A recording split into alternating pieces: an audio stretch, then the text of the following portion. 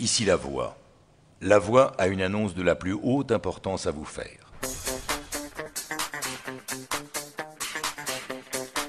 C'est tout pour le moment.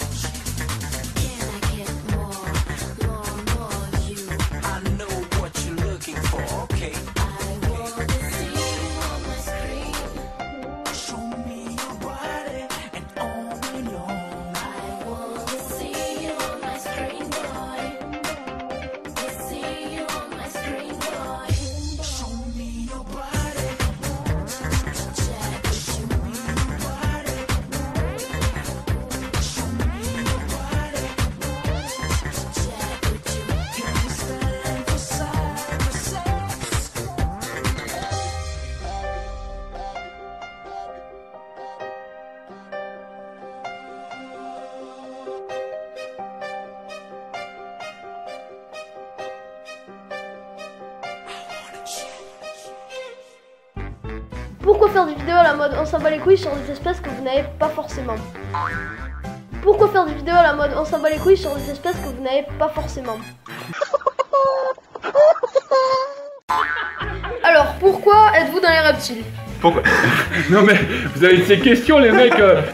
Non mais pourquoi est-ce qu'on est dans les reptiles? Pourquoi est-ce qu'on a commencé ou comment est-ce qu'on a commencé avec les reptiles? Moi tout simplement parce que depuis tout petit j'aime les animaux et je me suis penché sur les reptiles du fait de leur comportement, comment ils vivent, de quoi ils se nourrissent. Voilà, hein, je peux pas m'expliquer, j'ai voilà, une attirance pour le reptile. C'est des animaux qui sont mal élevés pour rien. J'ai travaillé pendant 89 Reptilarium Rogier à Bruxelles pendant 1 ou 2 mois et puis ouais, c'est une passion, hein, je veux dire, voilà. Alors pourquoi le nom Jurassic Park? Alors Jurassic, parce que autant Bastien que moi on est fans de Jurassic Park. Ça c'est clair.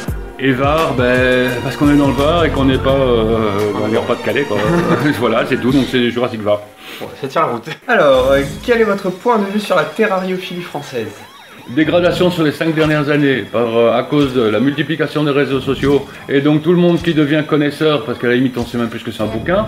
Oui, le truc relié avec des lettres dedans et des pages, voilà, c'est un truc qui est ça s'appelle un bouquin. Voici le tuto comment ouvrir un livre. Livre ouvert. Donc maintenant, effectivement, on est sur le fast-food de l'information. Donc c'est-à-dire qu'on va sur une page Facebook, on va demander sur une page Facebook, voilà, je vous donne des conseils par ça, et encore si on écrit correctement. C'est ça aussi, le Becherel devait être obligatoire en terrariophilie aussi.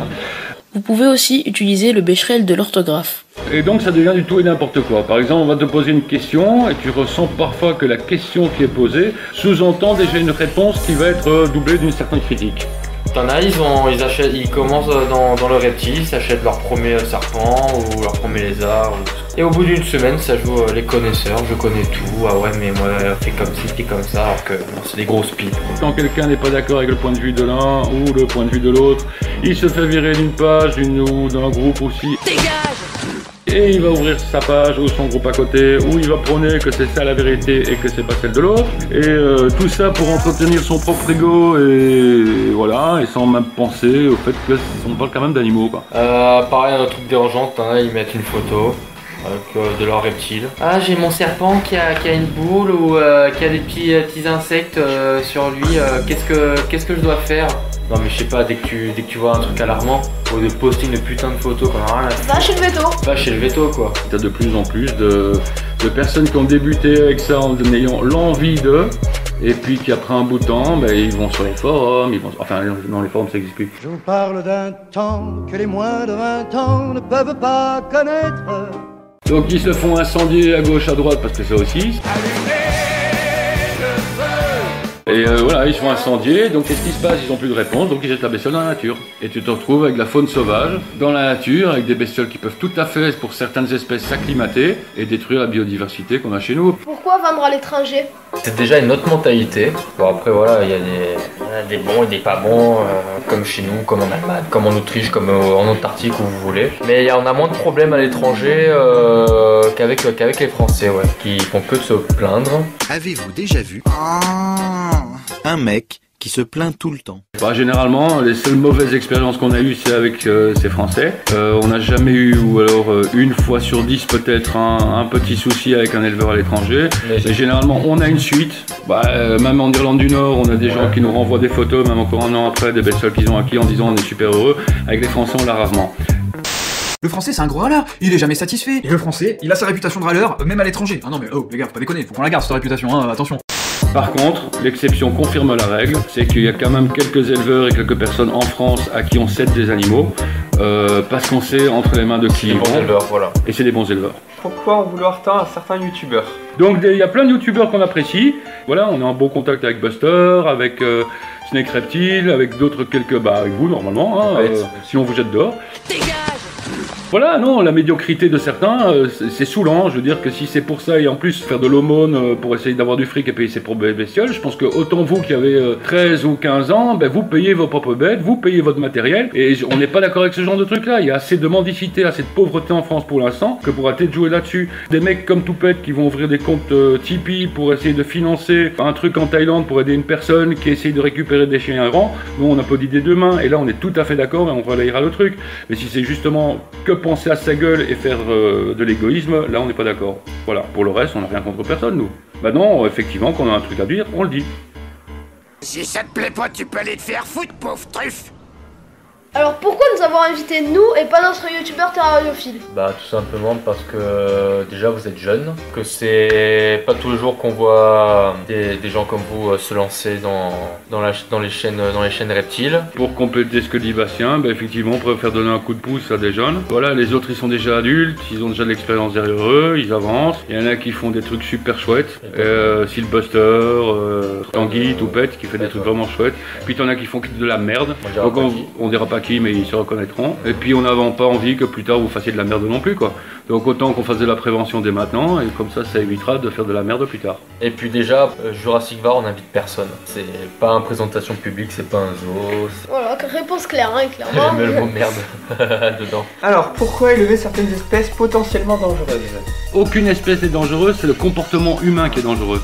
Donc l'espèce elle est venimeuse parce qu'elle est au pistoglyphe. L'animal n'est pas dangereux à partir du moment où le comportement de l'éleveur ne pousse pas. Voilà. Tu respectes l'animal et tu t'alignes en fonction du comportement de l'animal et tu n'imposes pas ton propre comportement à l'animal. On sait que ce sont des espèces venimeuses et on ne les manipule pas, on les tient pas en main. Et voilà, c'est simplement le fait que ce sont des espèces qui sont extrêmement intéressantes à observer en termes d'alimentation, en termes comportementaux. Comment ils utilisent le venin, c'est intéressant, ouais. Voilà, c'est quelque chose qui nous passionne effectivement et sur l'opistoglyphe, en tout cas les espèces d'opistoglyphes, il y a très peu d'informations qui sont données dessus et généralement en France on a tendance à banaliser les envenimations par Ophidiens opistoglyphes, ce qui est complètement faux et donc c'est l'occasion pour vous aussi en venant ici de prouver que les espèces d'opistoglyphes, il faut faire attention, c'est pas un truc qui se met comme ça et même si les espèces sont pas soumises à CDC, c'est pas pour ça qu'elles sont pour autant moins venimeuses. C'est le comportement dangereux de l'être humain ou de l'éleveur qui va provoquer des accidents généralement et très certainement pas parce que la bestiole a eu si elle est calme, que tu la fais pas chier, elle n'est pas nécessairement dangereuse. Elle restera toujours venimeuse mais elle sera pas dangereuse en fonction de notre comportement. Pourquoi élever certaines espèces extrêmement rares en captivité? Bah déjà tout simplement pour se diversifier, pour apprendre à connaître d'autres nouveaux comportements qu'on peut pas observer sur des espèces entre guillemets basiques. Non, vraiment pour se diversifier, développer nos connaissances. Mais on a tous commencé avec des espèces basiques, sauf qu'après un nombre d'années, effectivement tu as envie de t'orienter vers autre chose. Comme a dit Bastien, de se diversifier sur d'autres espèces. Donc on diversifie l'élevage sur d'autres espèces en allant des projets plus à long terme. Sur des espèces qui ne sont pas encore reproduites en France, voire même plus tard des espèces qui ne sont pas encore reproduites en Europe. Quel est le reptile que vous rêvez de maintenir? Alors moi il y en a deux. Donc moi par contre je suis très reptile venimeux. Il y a une espèce en serpent que j'aimerais beaucoup maintenir, pas très courante, c'est du Portidium landsbergi. C'est une petite espèce de crotaénée qui vit en Amérique centrale. Ça ressemble entre du Botrops, donc fameux fer de lance, et ça ressemble entre de la vipère maudite. Après, c'est en lézard, c'est quasiment introuvable, ça serait Eloderma auridium alvarezi. Voilà, et pour moi, c'est Dreamobus margaritiferus, donc c'est la couleuvre perlée du Costa Rica, c'est une superbe couleuvre. Et pour le reste, on va dire la suivante, voilà. Okay. Que pensez-vous du rack? Donc au tiroir aussi. Ah, les tiroirs. Voilà, pour élever... Très bien, le tiroir pour des bestioles qui sont fouisseuses, qui ne sont absolument pas arboricoles. et pour le reste, c'est de la merde. Donc c'est vraiment utile que pour des animaux qui sont fouisseurs, strictement terrestres. Si par exemple, c'est vrai que nous on maintient les Eupryglophis mandarina, on en a 3 qui sont en ce que tu appelles tiroir. C'est suffisant pour eux, ils sont fouisseurs, ça ne grimpe pas.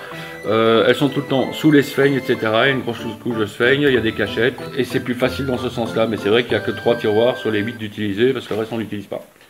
Alors, que pensez-vous des Python Régis phasés? Enfin, avec des mutations. À jeter. Mais c'est de la merde! Ouais, au congélateur, mais bon, destiné pour la bouffe pour serpent, pas pour humain. Parce que sinon, je pense que l'homme il va devenir consanguin aussi. On va préciser, parce que c'est vrai qu'on est assez gautriol là-dessus. Voilà, les mutations doivent s'arrêter à partir du moment où effectivement l'animal a une tare génétique qui lui pose handicap. Ça reste de l'être vivant. À un moment, les mutations doivent s'arrêter à partir du moment où elles entachent le patrimoine génétique de l'animal. Alors, pain au chocolat ou chocolatine? J'ai mangé une chocolatine! Tu veux dire un pain au chocolat? Et bah nous on dit chocolatine! Moi je m'en branle complet. On s'en bat les couilles. Voilà. Réponse claire, nette, précis, voilà. On s'en bat les couilles, on s'en bat les couilles, on s'en bat les couilles. Alors, quelles sont selon vous certaines lois françaises sur la terrariophilie qui sont totalement débiles? Il y a certaines espèces opistoglyphes qui sont pas soumises à CDC, notamment Pseudoxénodon, SP. L'iguane, qui n'est pas une espèce de couleur ou d'ophidien, devrait être soumis à CDC. Comme les téjus, pareil, ça doit être soumis aussi. Parce que c'est quand même des bestioles qui deviennent grandes, les griffures... Morsures très douloureuses. Des fois ça risque, tu finis à l'hosto, des fois pour te faire recoudre. Donc ça, ce serait une espèce qui devrait être soumise. Par contre, il y a des espèces qui sont soumises, on se demande pourquoi. Et une fois que tu es capacitaire, toutes les espèces qui ne sont pas soumises à CDC le deviennent automatiquement. Donc par exemple, moi je suis capacitaire tout colubridé, à quelques gens près, mais j'ai même pas le droit d'acheter un pangolin. C'est la loi. Et au contraire, quelle loi selon vous devrait être mise en place? Déjà mettre des bêtes sous CDC, comme on l'a expliqué tout à l'heure, comme par exemple le cas de l'iguane, les téjus.